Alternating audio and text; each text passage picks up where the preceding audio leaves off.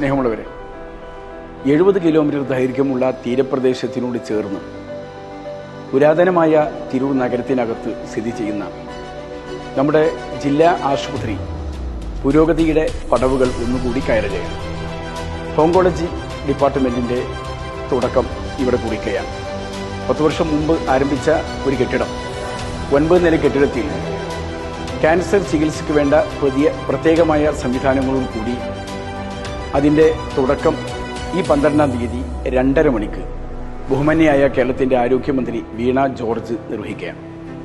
Cancer രോഗികൾ പെരുകി വരുന്ന ഈ സന്ദർഭത്തിൽ ആധുനിക ചികിത്സാ സൗകര്യങ്ങൾ നമുക്ക് നമ്മുടെ വീടിന് മുമ്പിൽ സമീപത്ത് ഒരുക്കേണ്ടത് നമ്മുടെ ഉത്തരവാദിത്വമാണ്.